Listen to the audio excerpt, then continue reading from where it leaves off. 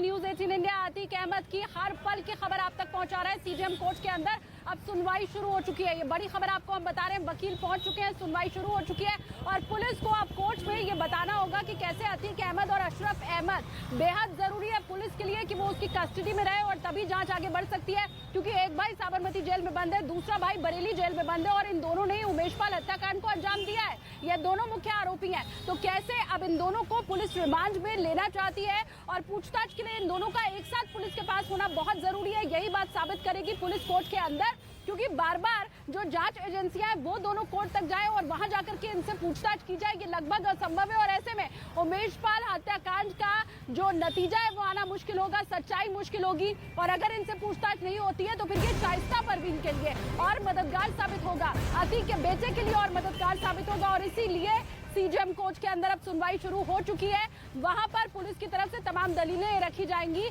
14 दिन की police remand मांगी गई है पुलिस की तरफ से। ये बड़ी खबर आपको बता दूं, ज्यादा से ज्यादा 14 दिन की ही रिमांड मिल सकती है और पुलिस की तरफ से 14 दिन की रिमांड मांगी गई है। अब वो अपने पक्ष में क्या क्या बातें रखते हैं, जैसे जैसे अपडेट अंदर से आता जाएगा, क्योंकि देखिए मेरे सहयोगी अमित अंदर कोर्ट में ही मौजूद है और जो जो कोर्ट के अंदर चल रहा है उसका सीधा अपडेट वो हम तक पहुंचा रहे हैं। लगातार न्यूज 18 इंडिया की टीम यहाँ पर मौजूद है। तो अब कितने दिन की रिमांड, क्योंकि 14 दिन की कस्टडी की मांग पुलिस की तरफ से की तो गई है, पर कोर्ट में चल क्या रहा है ये आपको अमित बताएंगे। अमित, क्या कुछ चल रहा है? देखिए, पुलिस ने मांग कर ली है 14 दिन की पुलिस कस्टडी और जो सरकारी वकील हैं इस वक्त वो पुलिस की बातें रख रही हैं। जो आईपीसी की धारा 120B के बारे में हम जानकारी दे रहे थे, उसी के तहत किस तरीके से उमेशपाल की शूट आउट की कहानी जो है साबरमती जेल और बरेली जेल से रखी गई उस बारे में जानकारी दे रहे हैं। मैं आपको तस्वीरें अंदर कोर्ट प्रेमाइसेस की दिखा रहा हूँ। आप देखिए यहाँ पर किस तरीके से सुरक्षा के पुख्ता इंतजाम किए गए हैं और इस वक्त कोर्ट में सुनवाई चल रही है। कोर्ट में अशरफ और अतीक दोनों बैठे हुए हैं, दोनों आसपास बैठे हुए हैं। सरकारी वकील ने बोलना शुरू कर दिया है, सरकारी वकील अपना पक्ष रख रहे हैं। एक और तस्वीर मैं आपको दिखाता हूं उमेशपाल के समर्थन में यहां पर देखिए किस तरीके से यहां पर कानपुर बार के तरफ से यहां पर लगातार प्रदर्शन किया जा रहा है। उमेशपाल के समर्थन में अतीक के खिलाफ यहां पर यह प्रदर्शन चल रहा है यहां पर, और अशरफ के खिलाफ यह प्रदर्शन चल रहा है। देखिए यहां पर तस्वीरों में किस तरीके से प्रदर्शन चलता है। हर तरफ गुस्सा है, हर तरफ नाराजगी है। तो वहीं सरकारी वकील लगातार कोर्ट में ये बातें कह रहे हैं कि किस तरीके से साजिश रची गई, किस तरीके से साबरमती जेल से इस कहानी को पूरी तरीके से बुना गया। अशरफ ने जेल में 11 फरवरी को किस तरीके से सूत्रों से मुलाकात की थी, मीटिंग की थी और उसके बाद असद ने ग्राउंड जीरो पर किस तरीके से इसको पूरा अंजाम दिया था। तो इस बारे में सरकारी वकील फिलहाल जज साहब को जानकारी दे रहा है। सरकारी वकील के बाद जो अतीक और अशरफ के वकील हैं विजय मिश्रा, वो अपना पक्ष रखेंगे कि आखिर क्यों ना पुलिस रिमांड, क्यों नहीं पुलिस रिमांड मिलनी चाहिए। तो उस बिल्कुल, तो मेरे सहयोगी अमित जानकारी दे रहे थे। देखिए इस वक्त की बड़ी खबर हम आपको बता रहे हैं क्योंकि हम लोग ग्राउंड जीरो पर मौजूद हैं और जो सीजेएम कोर्ट है ठीक पीछे फर्स्ट फ्लोर में, यहाँ पर पुलिस ने 14 दिन की रिमांड रखी है। अब कितने दिन की मिलती है, क्योंकि अधिकतम पुलिस को 14 दिन की रिमांड ही मिल सकती है। आप यहाँ पर देखेंगे क्योंकि यहाँ पर खचाखच कोर्ट परिसर इस वक्त भरा हुआ है, पुलिसकर्मी तो मौजूद है, इसके अलावा मीडिया का जमावड़ा है, आरएएफ के जवान भी यहाँ पर मौजूद है, क्योंकि अतीक और अशरफ दोनों इस वक्त सीजेएम के अंदर मौजूद है, कोर्ट के अंदर मौजूद है, जिनकी पेशी हुई है। ऐसे में सरकारी वकील जो कि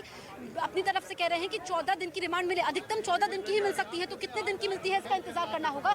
लेकिन यहाँ पर आप देख सकते हैं कि जो वकील प्रदर्शन कर रहे थे, दरअसल अतीक अहमद के खिलाफ ही उनका गुस्सा था और जिस तरीके से उमेशपाल की हत्या होती है तो अपनी सुरक्षा को लेकर की भी उनकी मांग है। अब यहाँ पर अगर आप देखेंगे तो यहाँ पर किसी को भी अंदर जाने की अनुमति नहीं है। मेरे सहयोगी अनिल आपको पूरी तस्वीरें दिखाएंगे, ये आप देखिए कि यही वो अंदर रास्ता है, अंदर तो नहीं जाया जा सकता है लेकिन बाहर की तस्वीरें हम आपको दिखा रहे हैं। फर्स्ट फ्लोर में सीजेएम कोर्ट है जहाँ पर पेशी अतीक और अशरफ की हो चुकी है और उसके बाद जब इनको पुलिस रिमांड में ले लेगी तो दोनों को आमने सामने बैठा करके उनसे पूछताछ होगी। अशरफ जो कि बरेली जेल में बंद था, अतीक अहमद जो कि गुजरात की साबरमती जेल में बंद था, दोनों किस तरीके से जेल में रहकर के साजिश रचते हैं, अपने गुर्गों को आदेश देते हैं, उमेशपाल को ठिकाने लगा देते हैं और उसके बाद अतीक अहमद अपने बेटे असद को फोन करता है। ये खुलासा हमने किया था लेकिन अतीक मना कर रहा था कि असद को उसने फोन नहीं किया है। अतीक चाहे कुछ भी कहे, विक्टिम कार्ड खेले, लेकिन अब उसके गुनाह का हिसाब होगा। एक बार फिर से मैं आपको तस्वीरें दिखा देती हूँ। यहाँ पर आप देखिए कि किस तरीके से यहाँ पर अब खचाखची पूरा परिसर भरा हुआ है, पुलिस ने सुरक्षा यहाँ पर कड़ी कर दी है और यहाँ पर पीछे अनिल अगर आप दिखा पाए जो वकील मौजूद है उनके हाथ में ये पोस्टर है, वो भी हम दिखाने की कोशिश करते हैं कि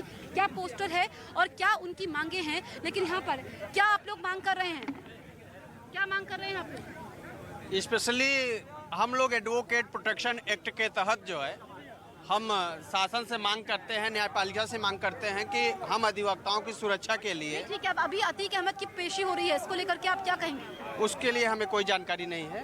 वो ये अपना जसप्रीत आपको कोर्ट के अंदर जो अभी विरोध प्रदर्शन किया जा रहा है उसकी तस्वीर दिखा रहे हैं। और मैं बार बार आपको बता रही हूँ कि हर उस दरवाजे के ऊपर न्यूज 18 इंडिया की टीम मौजूद है जहां से अतीक की कोई भी तस्वीर या खबर हम आप तक पहुंचा सकते हैं। ये बोर्ड एक बार फिर से मेरे कैमरा पर्सन दिनेश आपको दिखाएंगे। जिला मजिस्ट्रेट ऑफिस यहाँ से लेकर के अंदर सीजेएम कोर्ट तक अतीक को जाया गया है और उसकी वजह यही रही थी क्योंकि यहीं पर सबसे ज्यादा सुरक्षा के इंतजाम थे। ये रोड चौड़ा है, ये दरवाजा आपको बड़ा सा दिखाई देगा और यहाँ से सीधे उसकी गाड़ी अंदर जाकर के लग गई। अब फिलहाल सुनवाई शुरू हो चुकी है और किस तरह से पुलिस अपना पक्ष रख रही है यह हम आपको बता रहे हैं। हालांकि अतीक के वकील के लिए बहुत मुश्किल होगा कोर्ट में साबित कर पाना कि इस रिमांड की तो कोई जरूरत ही नहीं है, पुलिस की जांच की तो कोई जरूरत ही नहीं है। वो कोर्ट में रहे उसके बाद भी जांच आगे बढ़ सकती है, पूछताछ हो सकती है। ये साबित करना अतीक और अहमद के वकीलों के लिए बहुत मुश्किल रहने वाला है। और पुलिस का वो जो पक्ष है कि इन दोनों भाइयों को आमने सामने बिठाकर भी पूछताछ करना जरूरी है। देखिए, जो अंदर से इंफॉर्मेशन इस वक्त मिल रही है कि इस वक्त कोर्ट रूम के बाहर खचाखच भरा हुआ है, कोर्ट रूम के बाहर खचाखच भीड़ है, वकीलों की भीड़ है और हर कोई सुन रहा है कि सरकारी वकील क्या कुछ कह रहा है। सरकारी वकील फिलहाल जो है इस वक्त कोर्ट में किस तरीके से साजिश रची गई है, किस तरीके से अंदर कोर्ट के रूम कोर्ट में मोबाइल फोन गया, किस तरीके से उस मोबाइल फोन के सहारे असद और जो तमाम शूटर्स हैं उनसे बातचीत की गई, अशरफ से किस तरीके से बातचीत की गई, वो तमाम एविडेंस जो है सरकारी वकील की तरफ से कोर्ट में रखे जा रहे हैं। मैं एक बार तस्वीरें दिखाऊं आपको तो देखिए, कोर्ट प्रेमाइसेस जो कि फर्स्ट फ्लोर पे है, बताया जा रहा है कि फर्स्ट फ्लोर पे वहां पर बैठक हो रही है और कोर्ट प्रेमाइसेस के बाहर का जो लॉबी है वहां खचाखच भरा हुआ है और कोर्ट रूम के अंदर अतीक और अशरफ दोनों इस वक्त हैं और सरकारी वकील लगातार अपना पक्ष जो है कोर्ट में रख रहे हैं। 120 बी आईपीसी की धारा 120 बी साजिश किस तरीके से साबरमती जेल से अतीक अहमद और बरेली जेल से अशरफ ने रची है, किस तरीके से कोर्ट के अंदर फोन जाता है, आईफोन वो भी, और उसके बाद फेस टाइम के जरिए किस तरीके से बात की जाती है। अतीक अहमद बात करता है, अशरफ से बात करता है, अतीक अहमद ने हरी झंडी दिखाई तो उमेश पाल को शूट आउट केस में हरी झंडी दिखाई, किस तरीके से दिखाई, क्या इंडिकेशन दिया, वो जो तमाम एविडेंसेस है वो एविडेंस जो है इस वक्त पेश की जा रही है कोर्ट में। लगातार जो सरकारी वकील हैं वो अपनी बातों को रख रहे हैं और 14 दिन की पुलिस कस्टडी की लगातार कई बार वो मांग कर चुके हैं, रिटन एप्लीकेशन दिया है, लेकिन जब वो बहस अपने कर रहे हैं, जब वो अपनी बातें कोर्ट के सामने रख रहे हैं तो उस दौरान कई बार उन्होंने कहा कि 14 दिन की पुलिस कस्टडी चाहिए क्योंकि बिल्कुल, तो यहाँ पर 14 दिन की रिमांड की मांग की गई है सरकारी वकील की तरफ से और इसमें अधिकतम 14 दिन की रिमांड ही मिल सकती है। दरअसल पुलिस की रणनीति यह है कि अतीक अहमद और अशरफ को आमने सामने बिठाकर के पूछताछ की जाए, कैसे जेल में बैठकर के साजिश रचती है, जेल के अंदर और जेल के बाहर किन लोगों का साथ मिलता है और कैसे उमेश पाल को ठिकाने लगा दिया जाता है। इस वक्त हमारी मौजूदगी कोर्ट परिसर में ही है, खचाखच कोर्ट परिसर भरा हुआ है, सुरक्षा के यहाँ पर पुख्ता इंतजाम किए गए हैं, चप्पे चप्पे पर पुलिसकर्मी मौजूद हैं और इंतजार हो रहा है कि जब ये सुनवाई पूरी होती है, जब पेशी हो गई है, उसके बाद पुलिस को कितने दिन की रिमांड यहाँ पर मिलती है। जो पिछली रात थी नैनी सेंट्रल जेल में अतीक अहमद की कटी, उसके भाई अशरफ की भी कटी, लेकिन दोनों की मुलाकात नहीं हो पाई। अलग अलग बैरक में रखा गया था, हाई सिक्योरिटी बैरक में रखा गया था। जो प्रयागराज के लोग हैं वो देखिए, ये जो सीजेएम कोर्ट के अंदर कार्रवाई चल रही है उसकी हर तस्वीर तो हम आप तक पहुंचाते ही रहेंगे। अतीक इसी दरवाजे से जब बाहर निकलेगा वो तस्वीर भी हम आप तक पहुंचाएंगे, लेकिन इन सब के बीच आप ये भी समझिए, एक तरफ गुनाहों का हिसाब किताब यहाँ सीजेएम कोर्ट के अंदर चल रहा है और वहीं दूसरी तरफ ईडी की कार्रवाई भी लगातार जारी है। कल जबकि अतीक के करीबियों के ऊपर छापेमारी की गई थी तो खबर अब ये मिल रही है कि 100 से ज्यादा संपत्ति अतीक के करीबियों के सामने आ चुकी है और ये माना जा रहा है कि अभी और बहुत सी बेनामी संपत्ति मिलेगी जो कागजात बरामद किए गए हैं और ये सारी संपत्ति अतीक उसके परिवार वालों की रहने वाली है। तो गुनाहों का हिसाब किताब एक तरफ यहाँ कोर्ट में और वहीं दूसरी तरफ तमाम वो संपत्तियां जो इतने दिनों तक काले कर्म करके अतीक एंड फैमिली ने अभी तक अर्जित की है, उन सब का भी हिसाब किताब हो रहा है और वो ईडी कर रही है। देखिए रिपोर्ट।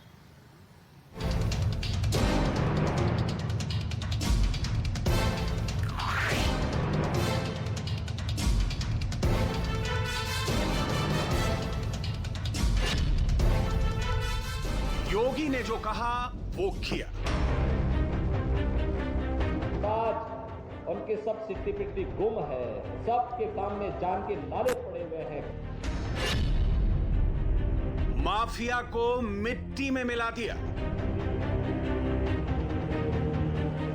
जब कोर्ट उन्हें सजा सुनाती है तो उनकी पैंटें भी गीली होती हुई देखती है।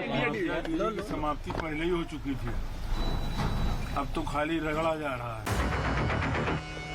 अब माफिया की तिजोरी पर प्रहार। तक मदद की है उन सभी के ऊपर अब शिकंजा कसना शुरू हो चुका है। ईडी की छापेमारी एक साथ तकरीबन 12 जगहों पर चल रही है। अब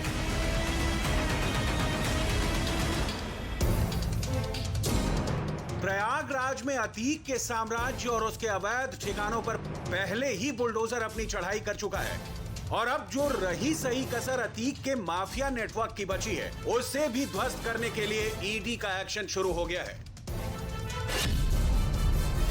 बुधवार को अतीक अहमद के करीबियों के 15 ठिकानों पर ईडी की रेड हुई।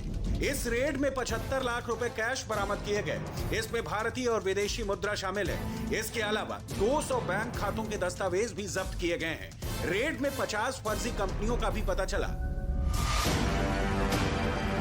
कागज पर चलने वाली इन कंपनियों के दस्तावेज ईडी ने जब्त किए हैं। रेड में 50 करोड़ से ज्यादा के नकद के लेन देन का भी पर्दाफाश हुआ।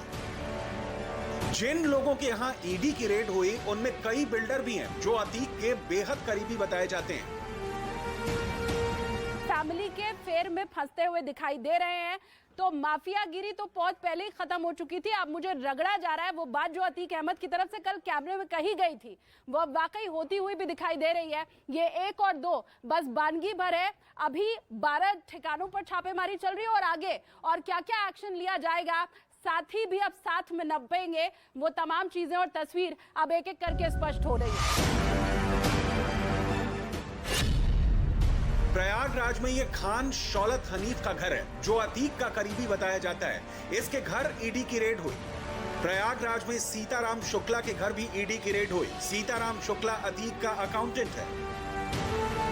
ये प्रयागराज के धूमनगंज इलाके में अतीक के बेहद करीबी सहयोगी गुरुफुल प्रधान का घर है। यहां भी ईडी ने छापेमारी की।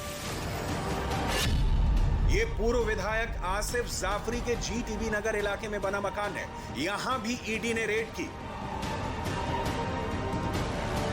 सर्च ऑपरेशन है ये अलग अलग इलाके में अंजाम दिया गया। और अगर इस सर्च ऑपरेशन की बात करें तो इस सर्च ऑपरेशन के दौरान अतीक अहमद के कई गुर्गे और उससे जुड़े हुए कई सहयोगियों के खिलाफ कई बड़ी महत्वपूर्ण जानकारी और महत्वपूर्ण सबूत ईडी के द्वारा इकट्ठा किया गया है। और अगर उन सबूतों की बात करें तो उस सबूत के आधार पर कई लोगों की मुश्किलें बढ़ने वाली हैं।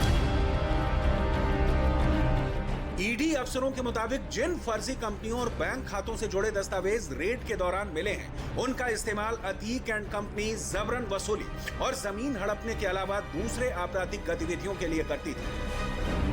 ऐसे ही दस्तावेजों के जरिए अवैध तरीके से संपत्ति अर्जित की जाती थी जिसका अब ईडी पूरा हिसाब किताब लगाएगा। तो मेरी मौजूदगी इस वक्त सीजीएम कोर्ट में है। इस वक्त की बड़ी खबर मैं आपको बता दूं कि अतीक और अशरफ दोनों भाइयों को सीजीएम कोर्ट में पेश कर दिया गया है। सरकारी वकील ने पहले उमेश पाल हत्याकांड की जानकारी दी है और इस वक्त जज कोर्ट रूम में मौजूद हैं। अधिकतम 14 दिन की रिमांड यहां पर पुलिस की तरफ से मांगी गई है वकील के जरिए। अब देखना यह होगा कि कितने दिन की रिमांड यहां पर पुलिस को मिलती है, इसका इंतजार हो रहा है। और ये यहाँ पर वकील की तरफ से बताया जा रहा है कोर्ट रूम में कि क्यों इन दोनों की रिमांड पुलिस के लिए बेहद जरूरी हो जाती है, क्योंकि कई सारे ऐसे सवाल हैं जिनका जवाब मिलना बाकी है। अगर हम देखें तो कोर्ट परिसर में सुरक्षा यहाँ पर कड़ी कर दी गई है। छप्पे छप्पे पर पुलिसकर्मी तो मौजूद हैं, सुरक्षा चौकस कर दी गई है। इसके अलावा आरएएफ की मौजूदगी भी है और यहाँ पर इंतजार हो रहा है कि कितने दिन की रिमांड यहाँ पर मिल पाती है। लेकिन अब यहाँ पर कोर्ट रूम में इस वक्त जज मौजूद हैं, कार्यवाही चल रही है और जब सुनवाई पूरी होगी तो फिर पता चल जाएगा। लेकिन दूसरी तरफ अगर हम देखें तो यहाँ पर अतीक अहमद की तरफ से विक्टिम कार्ड खेलने की कोशिश की गई है। लेकिन आज सुबह जिस ये वज्र वाहन से यहाँ तक पहुंचे, सीजीएम कोर्ट तक पहुंचे नैनी सेंट्रल जेल से, उसमें अतीक और अशरफ दोनों भाई साथ में मौजूद थे। ये एक तरह से कोशिश है कि जो दोनों भाई हैं वो दरअसल बराबर के भागीदार रहे हैं इस केस में। देखिए इतना तो स्पष्ट है कि अगर अतीक ने जेल से बैठकर फोन किया, अगर अशरफ ने जेल में बैठकर ही उमेश पाल हत्याकांड को अंजाम दिया तो इन दोनों को ना पता हो कि शाइस्ता कहाँ चली गई है, अभी आयशा कहाँ हो सकती है। वो जो सारे ठिकाने हैं इन दोनों भाइयों को बड़ा अच्छे से मालूम है। अगर भारत में तब भी भारत के बाद जैसी खबरें मिल रही है क्या पता नेपाल भाग गई हो, तो वो भी सारी जानकारी इन दोनों ही भाइयों के पास है।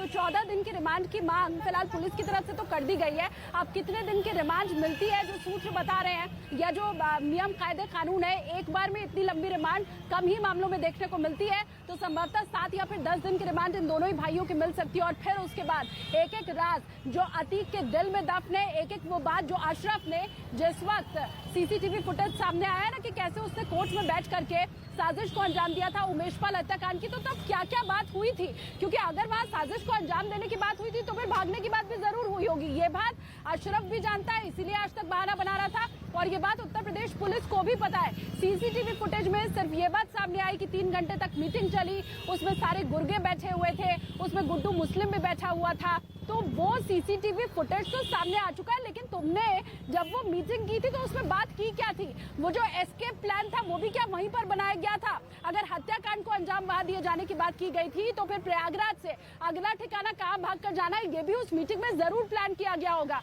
तो अशरफ जब मुंह खोलेगा तो कई राज उगलेगा। और इसी के साथ साथ अतीक को आखिर क्यों जेल में बैठकर अचानक से अपने बेटे को फोन करके वो चिंगारी लगाने की जरूरत आन पड़ी कि उमेशपाल को मौत के घाट उतार दो, ये सारी बातें अब पुलिस रिमांड में ही सामने आ सकती हैं।